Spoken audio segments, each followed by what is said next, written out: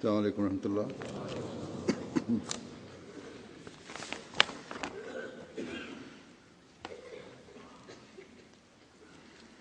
أشهد أن لا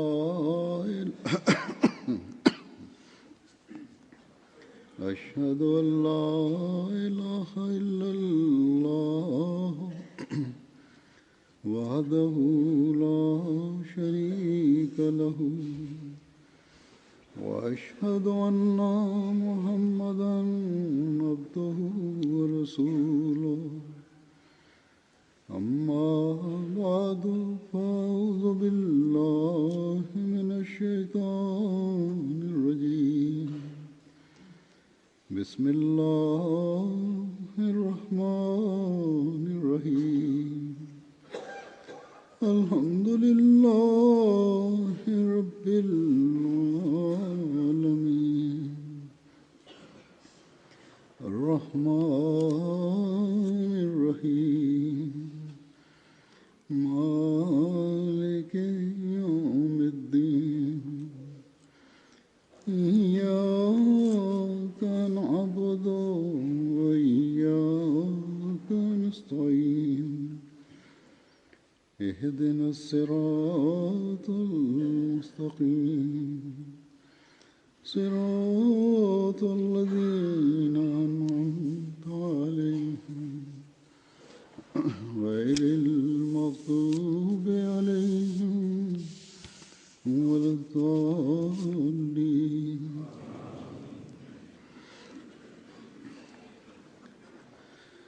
20 फरवरी का दिन Bismillahirrahmanirrahim. Huzur kaže ove predskazanja o obećanom reformatoru i objave koje Allah dželešanu da obećano Mesiji vezano za tu poznato i cijelom džematu. Allah dželešanu je dao radosne vijesti obećanom Mesiji da će mu se roditi sin koji će imati, bit će mu dat dug život i imat će jako mnogo dobrih vrlina. Hazreti Mesih Maud alejhi selam u pogledu važnosti ovo predskazanja kaže: ovo nije jednostavno predskazanje, nego je zapravo veliki nebeski znak, Allahov znak, koji je Allah dželešanuhu da je naš poslanik da dokaže istinitost našeg velikog učitelja, časnog poslanika Muhameda sallallahu alejhi ve sellem. U dokaz njegove istinosti Allah je pokazao znakove i ovaj znak je mnogo više, mnogo impresivniji nego da nekoga vratimo u život. On je vrlo visok, uzvišen i savršen znak. Jer vratiti mrtvu osobu u život je samo da jednostavno vratite ponovo dušu pozivajući Allaha i molići Allaha. I kritičari imaju mnogo prigovora protiv toga. Međutim, ovdje je Allah dželešanuhu, od svoje naklonosti i svojih blagoslova i zbog blagoslovljenog imena časnog poslanika i blagoslova časnog poslanika Allah je primio moje dobrovoljce, kaže, i obećaje da će poslati tako blagoslovljenu dušu da će imati i prividne i skrivene odlike i to će se raširiti širom svijeta. Iako ovaj znak izgleda da je kao vraćanje mrtve osobe u život, međutim kad se zamislite vidjet ćete da ovaj znak je 1000 puta bolji nego oživljavanje mrtve osobe. I duša mrtve osobe se vrati uz dove i ibadet. Slično ovome tražena je duša kroz dove. Međutim, cijeli svijet je razlika između ova dva primjera. Svako je vidio da se ovo predskazanje koje je dato obećanom Mesiji alejhi selamu ispunilo sa velikom slavom i veličanstvenošću. Osoba za koju je vrijedilo, na koju se odnosilo predskazanje, kao što je vrijeme to pokazalo, je bio Hazreti Mirza Baširuddin Mahmud Ahmed, Kalifatul Mesih II. Radijallahu anhu. Ulema džemata su jako vjerovali da ovo predskazanje je sigurno se odnosilo na drugog halifu, Kalifatul Mesih II. Međutim, Hazrat Kalifatul Mesih II. Lično nije opisao ovu stvar lično, da je ovo predskazanje o njemu i da kaže ja sam otjelovinjenje tog predskazanja. U toliko mjeri da 30 godina je čak prošlo njegovog halifata. 1944. on je konačno proglasio ja sam taj obećani reformator. I danas Huzur kaže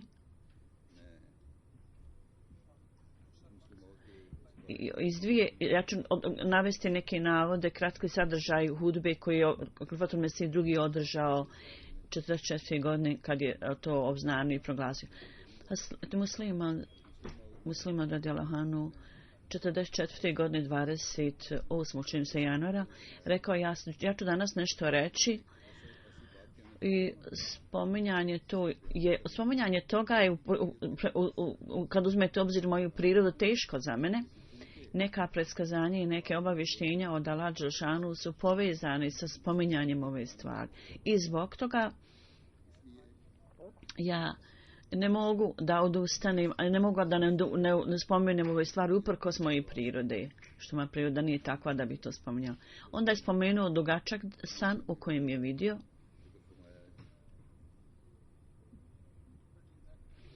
i tumačenje tog sna kaže da je ovo predskazanje koje je bilo obećano reformatoru, Allah dželešanu je učinio da odlučuje da to bude u mojoj osobi. Muslim ovdje je rekao.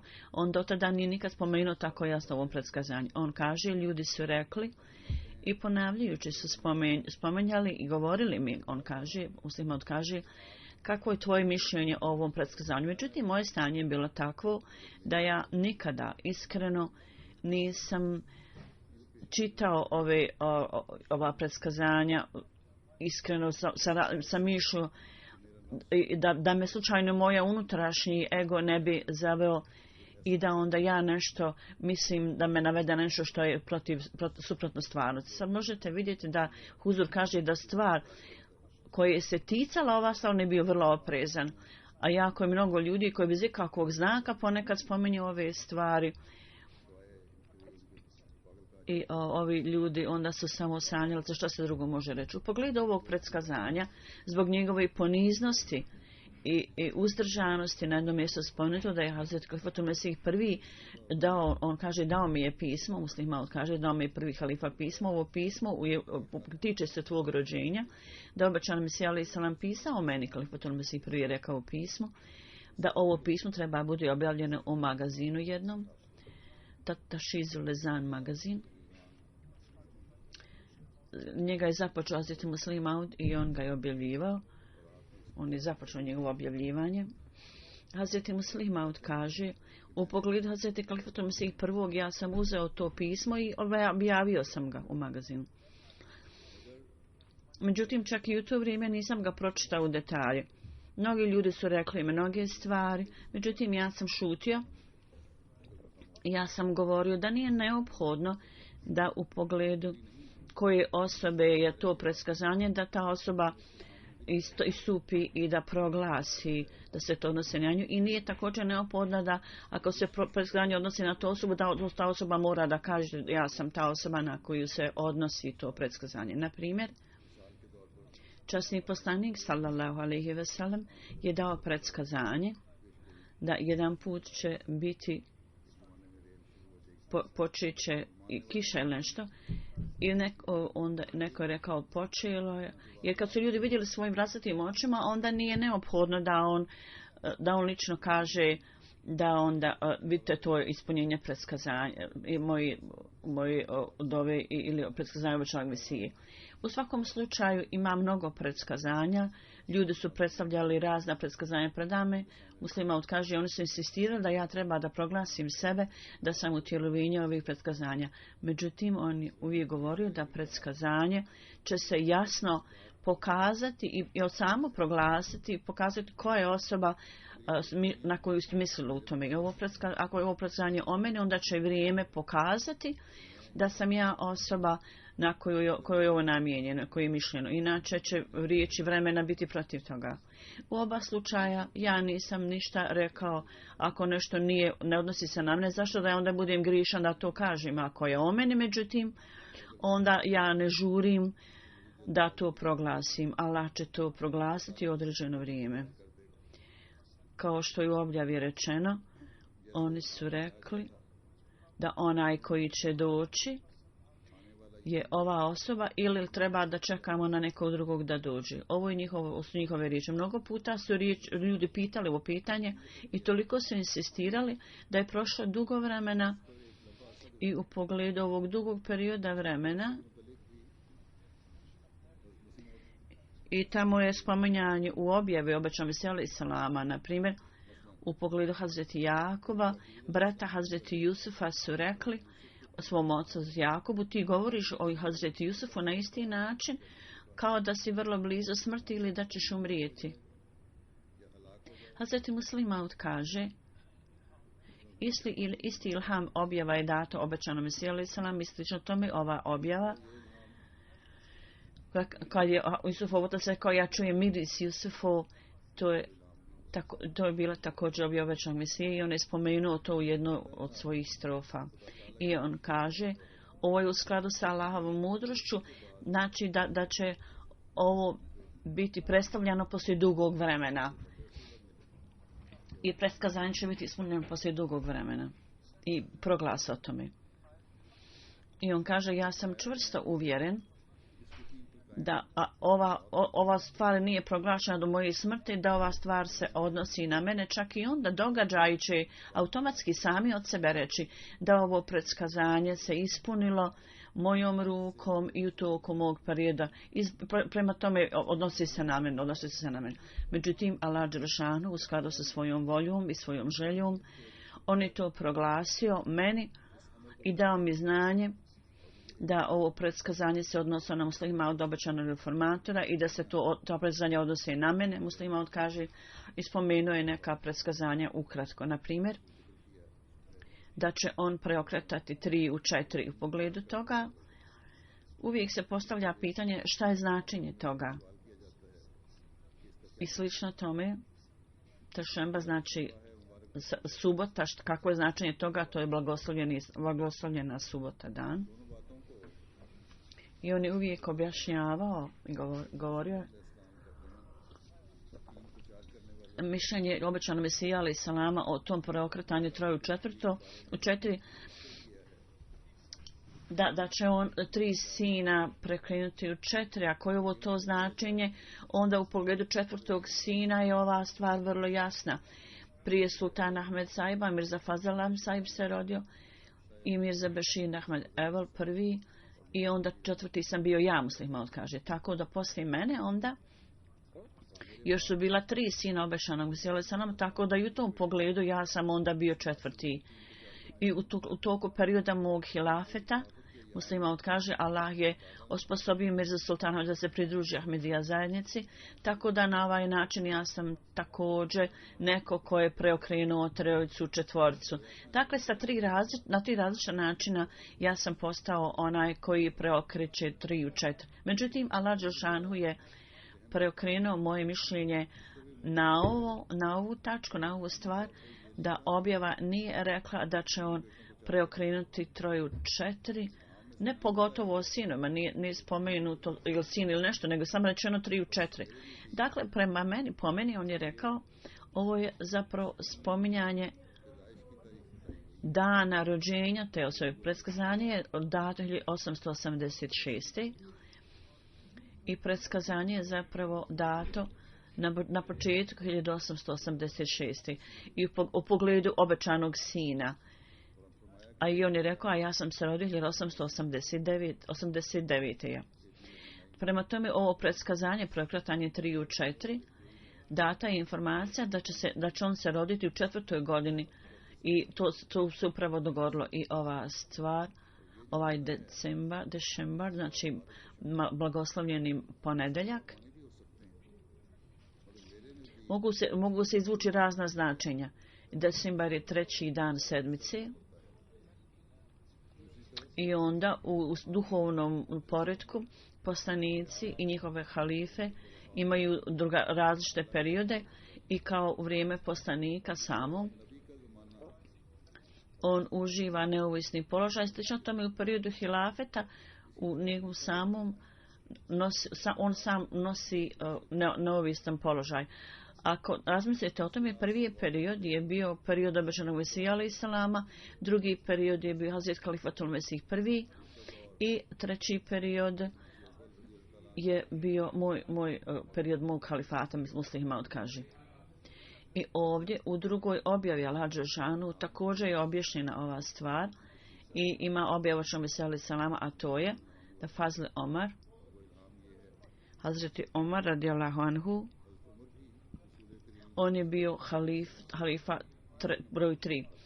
Tako da Mubarek Dešembar, znači Mubarek ponedjeljak, je značilo da to nije neki dan ili da će biti dan pun blagoslova. Značenje toga je da primjer perioda ovog obećanog u Ahmedija slučaju iz historije će biti baš kao važnost ponedjeljka.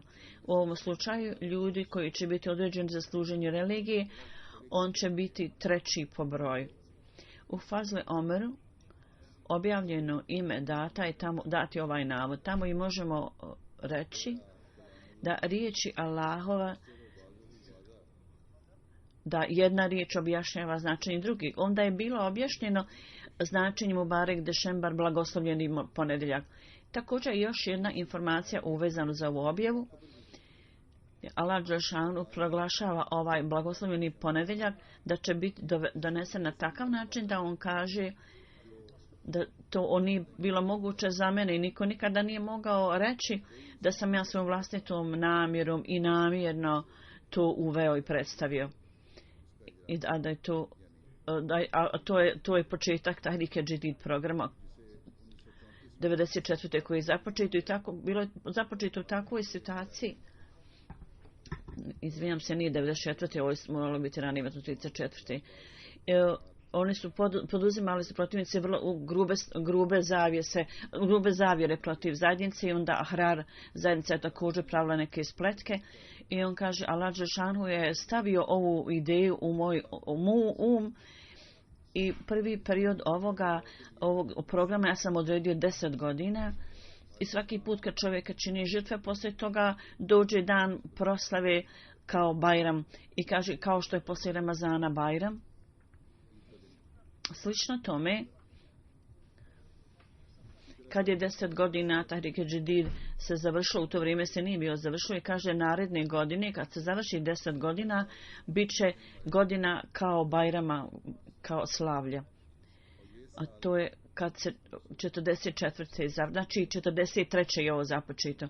Tako, neobično je da 45. godine, u toj godini kad razmišljate u pogledu Tahrike Džedid, ako uzmete u razmatranje obzir, u historiji znači 10 godina je prošlo, ovo je bila 11. godina i to je bila godina Bajrama slavlje i počela je ponedjeljkom.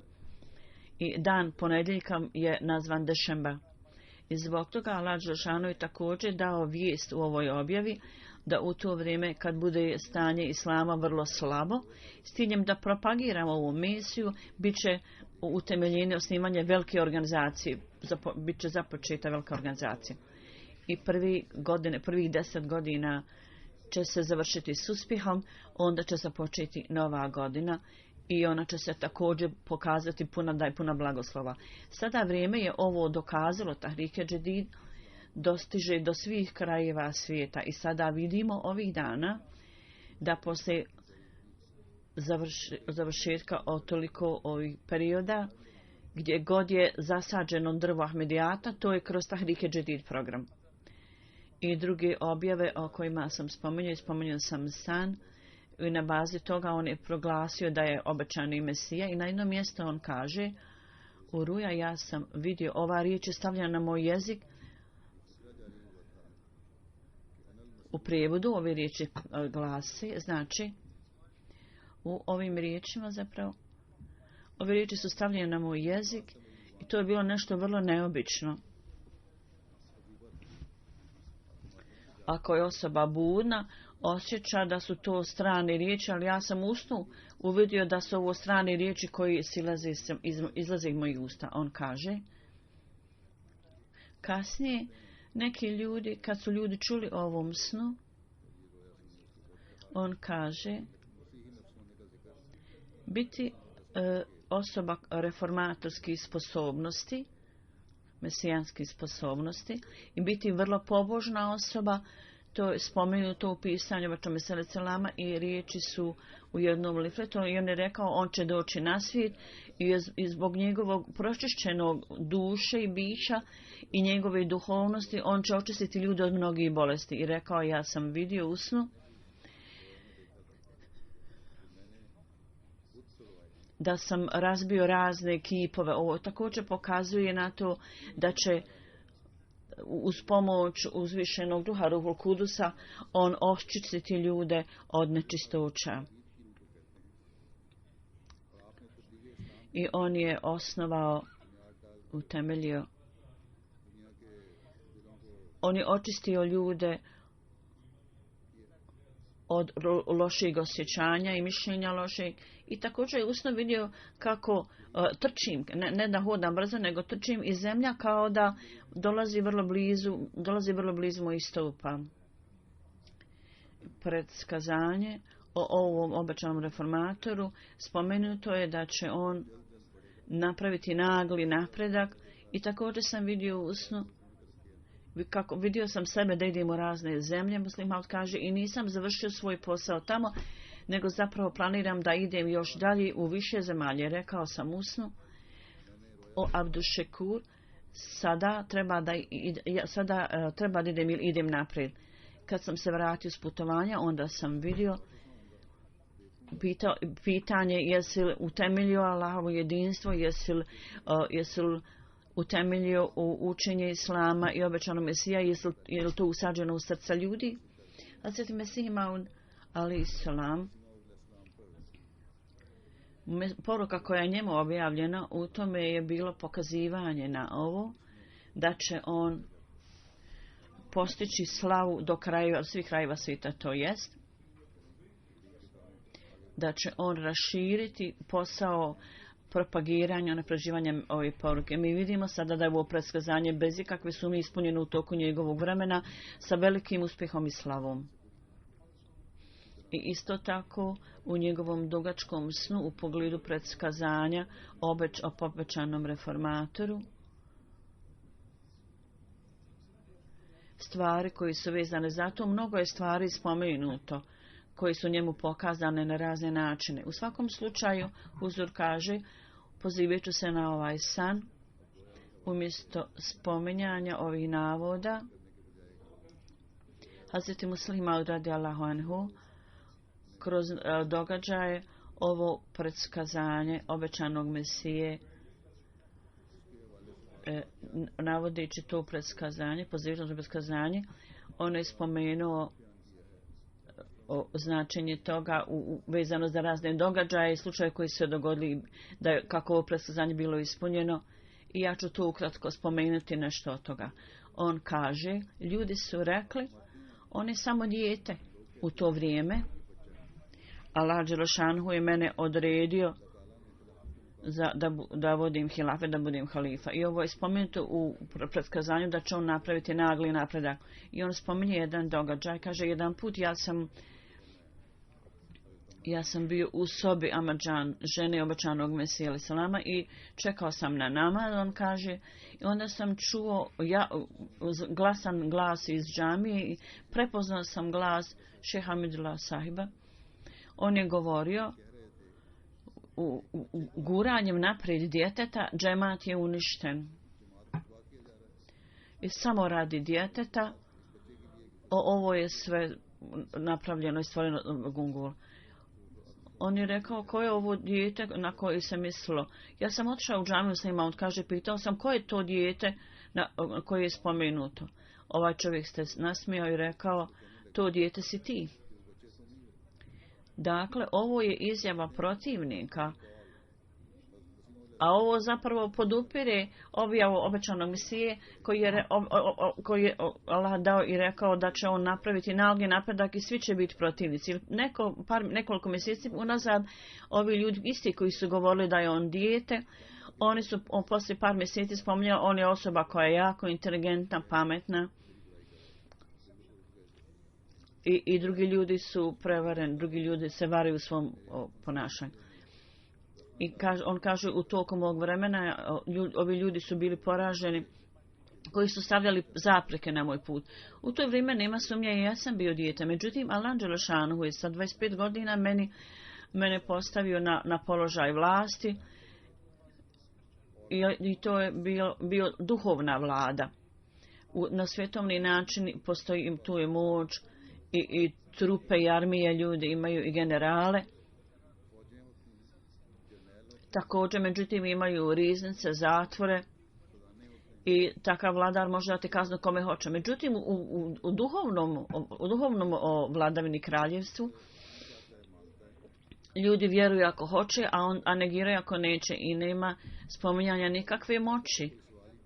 I onda u pogledu duhovne uprave Allah je mene odredio na takav položaj da je samo nekoliko penija ostalo u kasi džemata i jako veliki je dug bio na zajednici. I onda je Allah dželešanu taj zadatak predao meni u takvoj situaciji kad su svi odgovorni članovi džemata, skoro svi od njih su mi se bili suprotstavljeni. Toliko su mi se suprotstavljali da jedan od njih upirući na medresu, visoku školu i rekao mi odlazimo od tebe, ali uskoro ćeš vidjeti da će kršćani zauzeti ove zgrade. Tako da mlado dijete od 25 godina sva situacija bila nasuprot njega, protiv njega. Nije imao iskustva, nije imao dobrih pomagača, nikakve ugleda.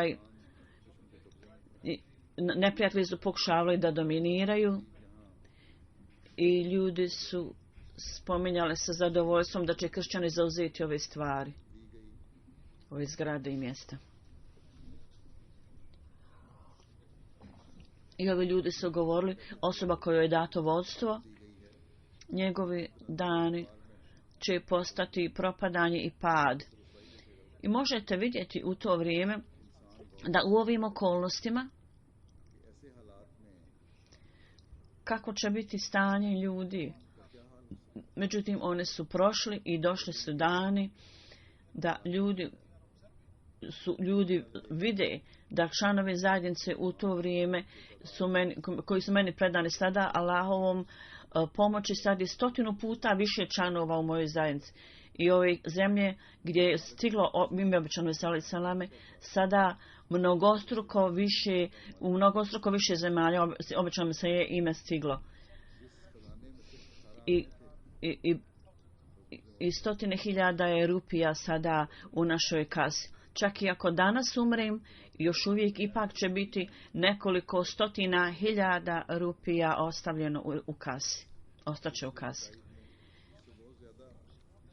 I ja sam objavio toliko mnogo knjiga, literature, i ja sam izdao toliko, pripremio ljudima znanja, ljudima da me Allah odredio za hilafu, da ljudima pripremim da čitaju steču znanje. Kad je Allah rekao, on će napraviti nagli napredak i on će biti u Allahovoj sjeni. Ta predskazanja se tako prelijepo ispunila da čak neprijatelji ne mogu to negirati. Hazreti Mesih Maud alejhi selam, on je proglasio da je ovo predskazanje tako važno, kao što sam na početku rekao, da to nije jednostavno samo predskazanje, nego je to Božji znak, veliki Božji nebeski znak. I rođenje ovog sina u skladu sa predskazanjem dogodilo se za 9 godina.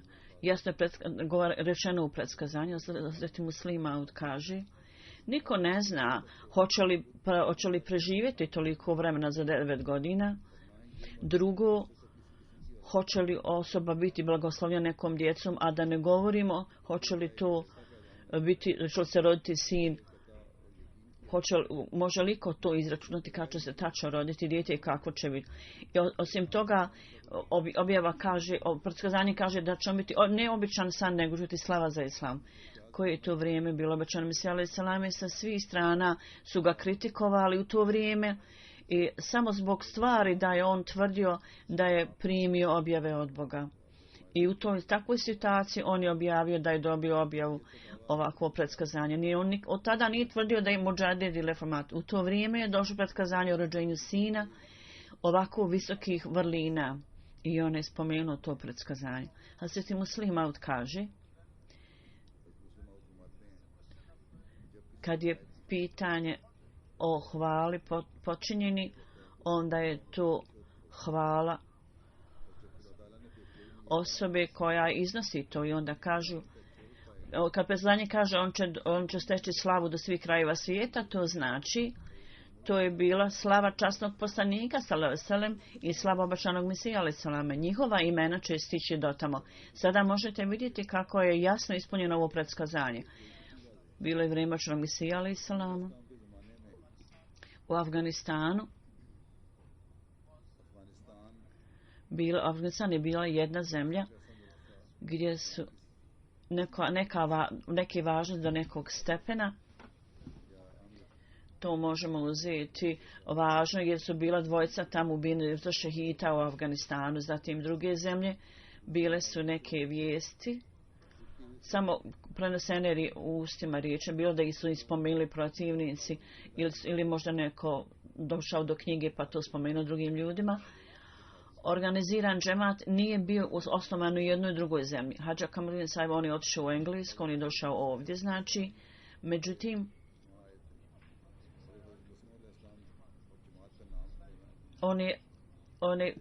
kad je rekao, kad spomenem džemat i obećanu Mesiju, to je bilo kao otrov. Tako u Engleskoj, ako je njegovo ime rašireno, onda je ime Hadža Sahiba, a ne ime džemata ili ime obećanog Mesije. Kad je Hazreti Muslima on bio određen za halifu, onda Allahovom milošću on kaže u Samatri, u Džavi, državnim mjestima, a tamo se Ahmedijet raširio u Mauriciju, zatim drugim zemljama Afrike se raširio Ahmedijet, u Egiptu, Palestini, Iranu i drugim zemljama, drugim arapskim zemljama i evropskim zemljama. Zatim u nekim zemljama broj Ahmedi muslimana je stigao do hiljada, u Africi su tu bile 100.000, ti brojevi su bili 100.000. Zatim ovo predskazanje također je data informacija da će taj sin biti pun duhovnog i svjetovnog znanja i on kaže, ja nemam naviku da iznosim tvrdnje, međutim uprkos toga ja ne mogu skriti ovu stvarnost da ove stvari, vrlo veličanstvene stvari koje se odnose na islam, da to objasnim i da stavim svjetlo, neophodno je bilo u skladu sa potrebom vremena. Allah dželešanuhu je sve ove stvari stavio na moj jezik i kroz moj jezik i kroz moje pero, tako da su ovi članci tako izašli i ja to mogu spomenuti sa tvrdnjom da ove stvari budu oduzeti, onda propovijedanje islama se ne može obaviti. Ima određenih tačaka u časnom Kuranu koji nisu mogle biti razumljene u ovo vrijeme. Bilo je teško za ljude da ih razumiju ukoliko ne budu objašnjeni uz pomoć drugih ajeta. I ovo je Allahov blagoslov da je kroz mene Allah dželešanuhu riješio ove teškoće i kaže islam u ovo vrijeme prolazi kroz takav period koji je period slabosti i teškoća. I kroz obećanog Mesiju Allah dželešanuhu je položio temelje za potporu za islama. Međutim, onda u vrijeme obećanog Mesije taj društveni napad nije bio prisutan, nije postojao koji sada oni pravi. Allah je dao da u to vrijeme bude određen neko i Allah je dao nekome čast svoje objave koji će uz blagoslov svjetla istine ili će imati ovo svjetlo znanje i koji će biti ispunjen duhovnim i svjetovnim znanje i tako ovi napadi koji budu dolaze od neprijatelja i objašnjenje koje je dobično Mesija alejhi selam u skladu sa časnim Kur'anom, on će to sve ukloniti i pobiti. I on će činiti uslugu branjenja islama. Allah dželešanuhu je odredio njegov posao i u mom pisanju Allah je stavio pečat ovlaštenja u moje pisanje. I on kaže, ukoliko da mi Allah Đelešanu nije rekao, ja ne bi ništa rekao, međutim Allah mi je rekao i ne samo da mi je rekao, nego mi je naredio da ja moram dati ljudima na znanje. I to ja ovdje sada spomenjem, da ovo predskazanje u svakom pogledu je ispunjeno mojoj ličnosti. I on kaže, ne samo da je Allah meni naredio da treba da kažem, nego njegovom milošću on je stvorio takve situacije koji su kao dokaz za istinitost ovog predskazanja. Kao što postoji mjesec koji sija na nebu i tu su zvijezde oko njega, slično tome u ovom periodu ima ljudi koji vide takve snove i sa istim predmetom kao u snu koji sam ja vidio. Jedan doktor sahib je pisao meni i dao mi primjer i rekao je da je u snu vidio da je neko izgovarao moje ime i meleki su rekli njegovo ime će biti uzeto skupa sa poslanicima i vjerovjesnicima. I ista stvar na koju ovo predskazanje, o čemu se ukazuje, da će on biti nešto nalik tim uzvišenim pobožnim ljudima i bit će njegovo ime spomenuto uz njihovo. Druga osoba je također pisala da je usno vidio kako stoji na minaretu i najavljuje alejsellahu bi kafi nafta, zar Allah nije dovoljan robu svom. Ovo je jedna od najranijih objava obećanog Mesija alejselama. I proglas o tome sa minareta znači da Allah Đelešanuhu će za propovijedanje Ahmedijata, da Allah će ojačati stvari kroz mene. Muslima kaže mnogo više nego prije, kao što se pokazalo da u mnogim zemljama u toku perioda kalifata drugog halife poruka Ahmedijata i aktivnosti širenja poruke su se jako raširile. I ovo su temelji na kojima je proveden posao ovaj rad propovijedanja i prenošenja poruke i on je spomenuo jako mnogo snova i objava u njegov prilog i kaže Allah me blagoslovi ovim objavama. Allah me također blagoslovio, rekao je.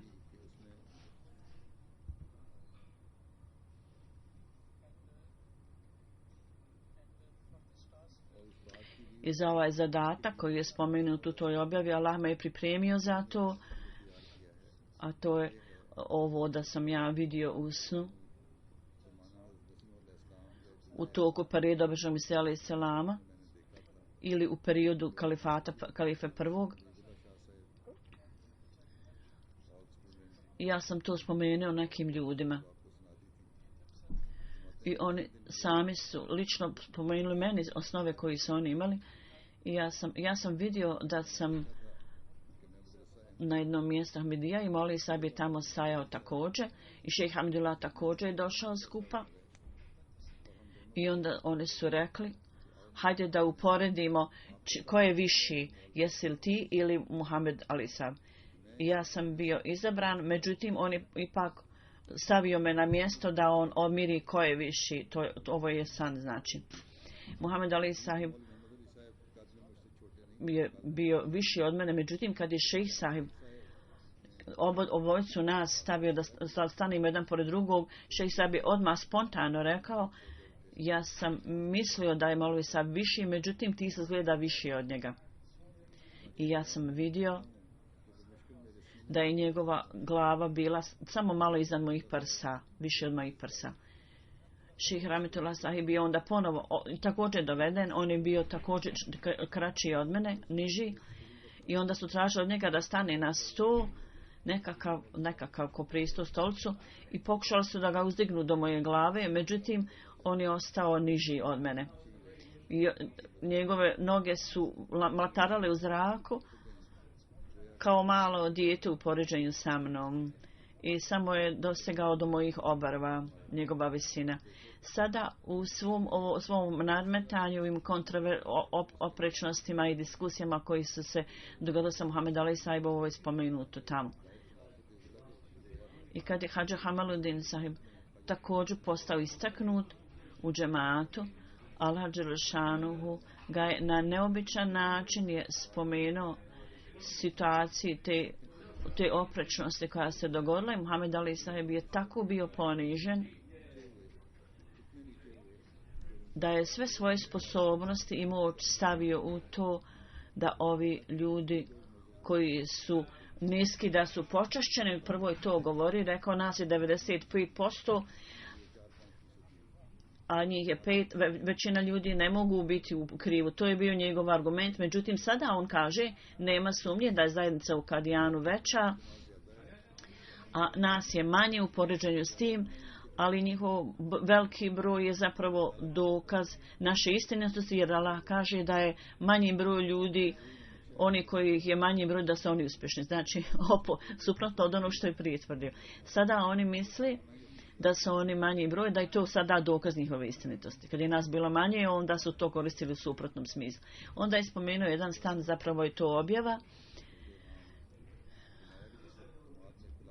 Bila je neka razlika u mišljenju u zajednici i Allah dželešanuhu je objavio. To jest, oni će reći, mi ćemo vas razbiti u komadiće. Međutim, u to vrijeme bilo ih je 95% njih. Međutim, u skladu s ovim predskazanjem, Allah dželešanuhu je njih razbio u komadiće. Hadžat Kamluddin sahib je prije svoje smrti napisao Mirza Mahmud, objava koju je on objavio o nama, da objava se ispunila, to znači mi smo zaista razbijeni u komadiće. Kao što sam ja vezan za ovu objavu i kao emendata, ovi ljudi su zaista razbijeni u komadiće. Ovo su drugi blagoslovi koje Allah dželešanuhu dao. Ja sam samo spomnio neke od ovih stvari, i on misli da zbog spominjanja Allahovi blagodati mislim da treba da napišem neke u knjigu i da to zapišem u knjigu i tamo ću spomenuti također neke snove. Tako da je ta knjiga već objavljena i prilično je velika knjiga. Hazreti Muslima odkaže, Allah dželešanuhu je mnogo puta pokazao informacije o nevidljivom i on dokazuje ovu vijest da osoba obećani reformator će biti blagoslovljen Božjim objavama. Ljudi kažu, kakva je mudrost u tome? Meni ljudi čak unaprijed govore. Oni su mene proglašavali utelovljenjem ovog predskazanja i ja sam to sada objavio. Kakva je mudrost u tome da objavio sve dugo godina? Ja sam rekao mudrosti u tome da časni Kur'an kaže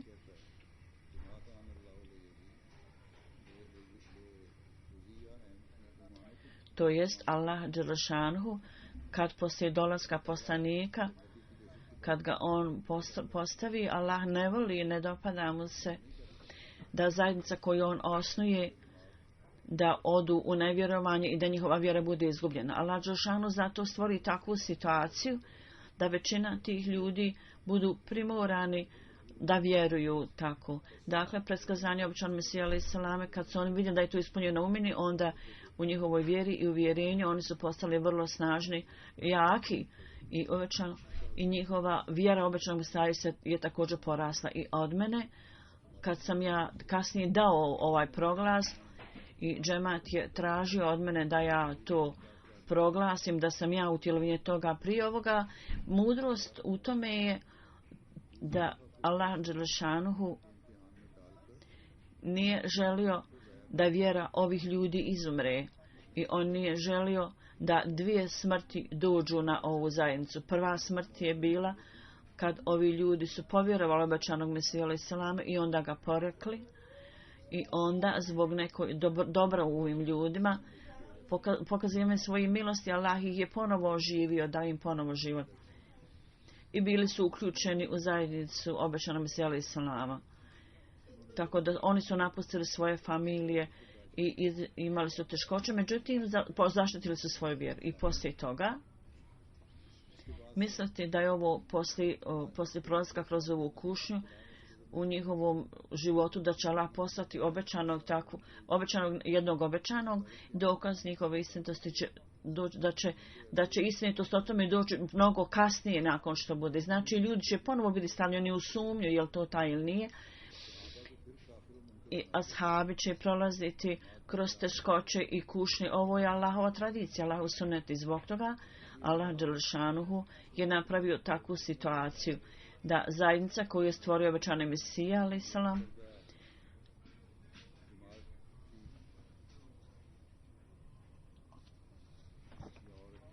i u pogledu muslimana, zajednica koja je pripremljena za to. Hazreti Muslim Maud je trebao doći u toku perioda ashaba obećanog Mesija alejhi selam. Allah je tako planirao da prvo on ga odredio za halifu i onda je od njih uzeo zavjet odanosti i onda Allah je stvorio atmosferu za ispunjenje tog predskazanja koje je rečeno u pogledu njega. I onda kad je istina postala očita ljudima, vjernicima, onda osoba koja je bio utjelovinje toga Kalifatul Mesih drugi ili onaj koji je trebao da bude Muslih Maud, Allah ga je obavijestio kroz Božju objavu. Dakle, i nebo i zemlja su svjedoci da svi obodvoje dođu zajedno i da zajednica vjernika bude zaštićena od krivnje nevjerovanja, da ne budu krivi za nevjerovanje. Allah dželešanu u ovo doba, da Allah dželešanuhu čuva netaknutom vjeru svih ljudi i u budućnosti također, i da Allah dželešanuhu sačuva ih od stigme ovog nevjerovanja, i da Allah dželešanuhu sposobi džemat da uveliko se okoristi od njegovog znanja koji je dostupno i na urdu i na drugim jezicima, literatura je dostupna, i da Allah dželešanuhu sposobi sve članove džemata da se okoristi od toga. Poslije džume namaza ja ću voditi dženazu u odsustvu Marem Sufi sahib Muhammed Abdullah sahib 7. februara. On je umro u Njemačkoj sa 93 godine. Prije odvajanja Pakistana i Indije on je radio u vojsci i poslije naredbe Hazreti Muslih Mauda on je pridružio se Furkan vojsci i tamo je radio kao instruktor. I poslije toga on je neko vrijeme bio u Karačiju, onda je otišao u Marhabad i tamo se smjestio u drugo neko mjesto i tamo je počeo privatni posao. Dug period on je služio kao sekretar za financije ili za imetak. Onda je otišao u Rabvu poslije nekog vremena. Njegov brat je također bio s njim. I njegov brat imao neke financijske teškoće. On je rekao, hajde vratimo se u Sinu. I rekao, ne, ja sam došao u Rabu i ostaću u Rabu. Onda je njegov brat pisao Kalifatul Mesih III. I rekao, molim te, traži od mog brata da se vrati u Sin. Tako da je Huzur Kalifatul Mesih III. Ga pozvao i tražio od njega da ide u Sind. Tamo je bilo također nekih ljudi iz Rabbe tamo.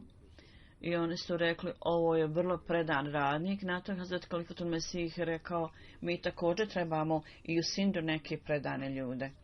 Tako Sufi sahib je otišao natrag u Sind po nalogu Kalifatul Mesiha. To nije bila njegova namjera, nego samo u poslušnosti naredbi Kalifatul Mesiha.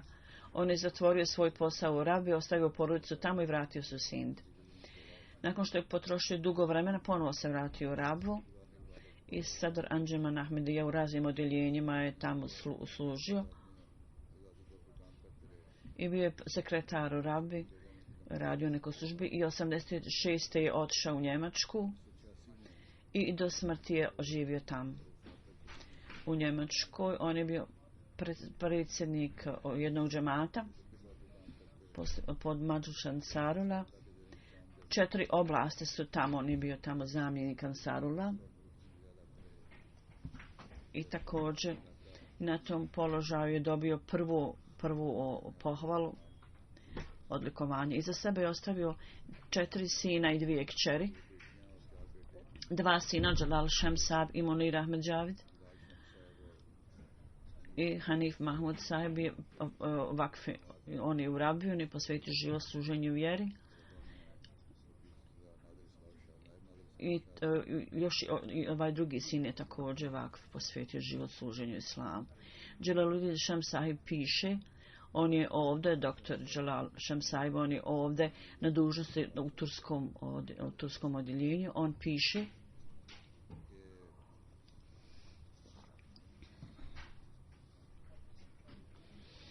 da je njegov otac uvijek nastojao da ako halifa je prisutan, da treba da klanjamo namaz iza halifatul Mesiha.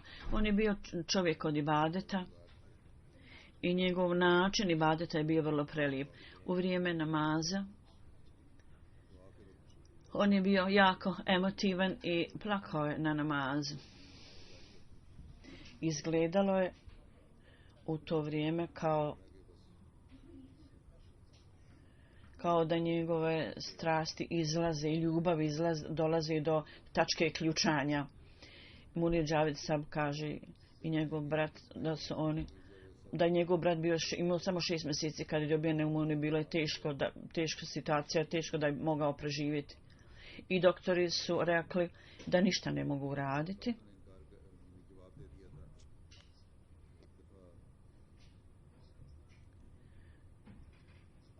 I kaže da je njegov otac vrlo predane dove učio i majka također. I rekao, ja ću posvetiti ovo dijete tvome putu ako mu dadneš zdravlje. I Allah je primio njegovu dovu, međutim bila je uvjet za to da dijete je skoro bilo na samrti. I on je u to vrijeme klanjao 2 rekata namaza i rekao, ja se obraćam istom Bogu koji ima moć da mu dadne zdravlje. Ovo je bilo njegovo uvjerenje u dovi ibadetu koje je imao.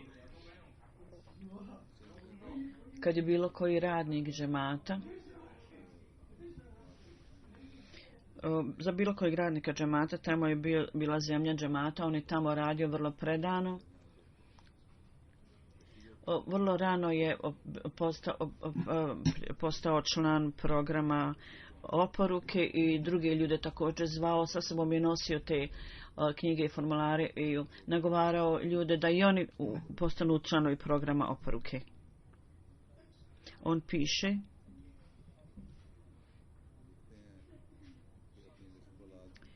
dva sina od 4 on je posvetio služenju džemata i također ćerku.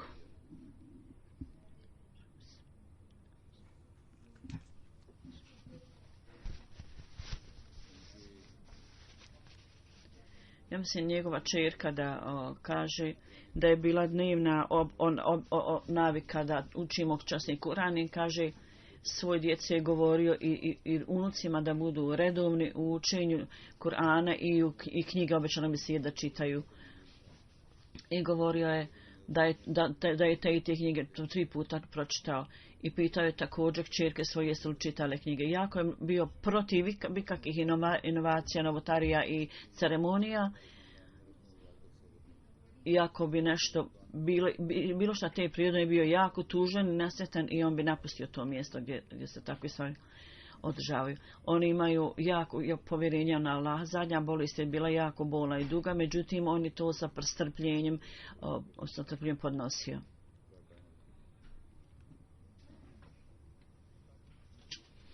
U pogledu njegove verzije, svi ljudi koji su se sreli s njim i sva djeca, oni spomenju da je to bila takva stvar kao da njegova duša se topi pred Allahom. On je imao snažnu vezu sa hilafetom. Kad god bi dolazio ovdje, on bi uvijek je stajao napolju i čekao da ja izađem huzur kaže i da kaže selam. Stajao je, iako je bio u odmaklim godinama, ali mu je Allah dao toliko mnogo vrlina da Allah Đelešanu ima milosti i dadi mu svoj blagoslov i milosti da uzviši njegov položaj i također da njegovi potomci također budu od ibadeta i da nastave dobra djela koje je on činio.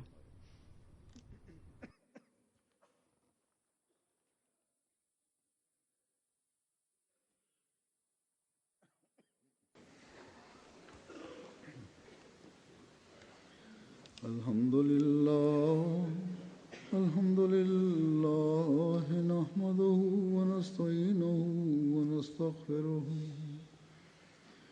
نؤمن به ونتوكل عليه ونعوذ بالله من شرور أنفسنا ومن سيئات أعمالنا من يهده الله فلا مضل له ومن يضلل فلا هادي له ونشهد أن لا إله إلا الله ونشهد أن محمدا عبده ورسوله